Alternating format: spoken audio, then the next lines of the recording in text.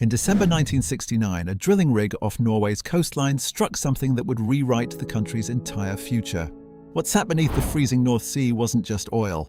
It was the foundation of the world's largest sovereign wealth fund, a reserve worth over $1 trillion that now owns shares in nearly every major corporation on Earth. But this story isn't about Norway. Because while Norway built its wealth on oil, another European country, one you could drive across in about an hour, built something even more staggering per person, and it did it without a single drop of crude. Luxembourg, a landlocked country in Western Europe, roughly 2,586 square kilometers, with a population of about 640,000 people. That's smaller than most mid-sized American cities. And yet, according to IMF-based estimates, Luxembourg's nominal GDP per capita sits around $137,780. For perspective, the United States figure is roughly one-third of that.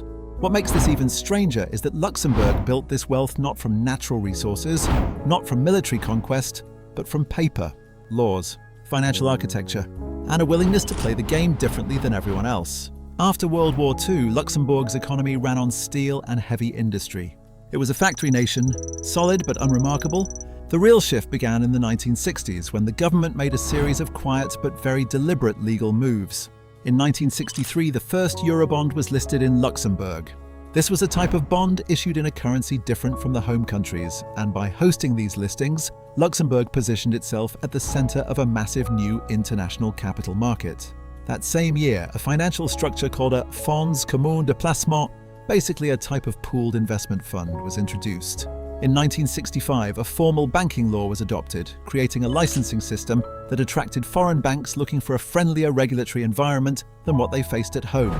By 1968, the Luxembourg Monetary Institute was created to supervise and build out this growing financial machine. But here's a detail most people miss.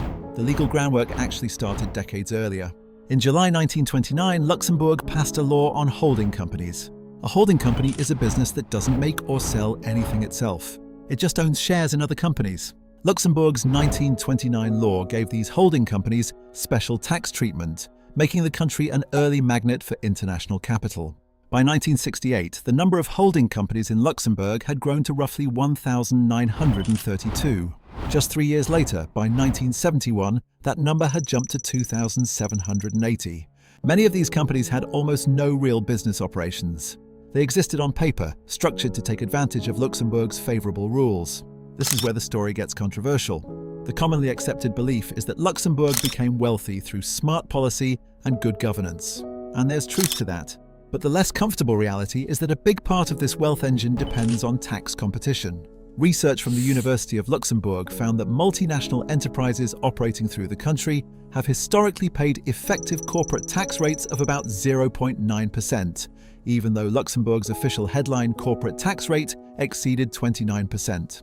That gap between the stated rate and the actual rate paid is enormous, and it's the gap that attracted so many global companies to set up shop there. This isn't just academic criticism. In 2014, the LuxLeaks scandal revealed that hundreds of multinational companies had secured secret tax deals with Luxembourg's government, allowing them to slash their tax bills to almost nothing. IJ leaked documents expose global companies' secret tax deals in Luxembourg. This is big news, and they're describing exactly how this works. I'd also like to mention that previous article. It is very detailed. I just covered it briefly, but I would definitely recommend reading it. Now this one is very serious. Let's look at this. Pepsi, IKEA, FedEx, and 340 other international companies have secured secret deals from Luxembourg, allowing many of them. The Open Lux investigation followed, raising further questions about financial secrecy. Critics argue that Luxembourg's wealth comes partly at the expense of other nations' tax bases, that the money flowing through Luxembourg would otherwise generate tax revenue in the countries where real economic activity happens. Now, there's another wrinkle that almost nobody talks about when they see those eye-popping GDP per capita numbers. Luxembourg's workforce is heavily made up of cross-border commuters. Tens of thousands of workers drive in every day from France, Belgium, and Germany. They produce economic output that gets counted in Luxembourg's GDP, but they aren't counted in Luxembourg's population. So when you divide that GDP by the number of people who actually live in the country, the number looks inflated. The same distortion shows up in Liechtenstein, where for 2026 projections, nominal GDP per capita is estimated at roughly $246,738, partly because many workers commute from Austria and Switzerland.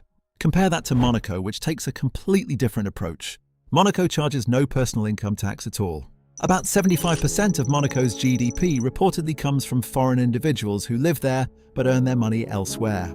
Monaco's nominal GDP per capita hit roughly $256,580 in 2023. Three tiny places, three different strategies, all producing staggering per capita wealth figures. Luxembourg today remains Europe's largest investment fund centre. It built its position piece by piece over 6 decades, starting with that 1929 holding company law and accelerating through the Eurobond market of the 1960s. But the pressure is mounting. The European Union and the OECD are pushing hard to harmonise tax rules across borders, specifically to close the kind of gaps that small nations have used to attract capital. For Luxembourg, this is an existential question. If those advantages disappear, does the wealth stay? What Luxembourg proves, for better or worse, is that size doesn't determine economic power. Strategy does. A country smaller than Rhode Island rewrote the rules of international finance and made itself indispensable to global capital flows. Whether you see that as brilliant governance or a cautionary tale about tax competition depends entirely on where you're standing.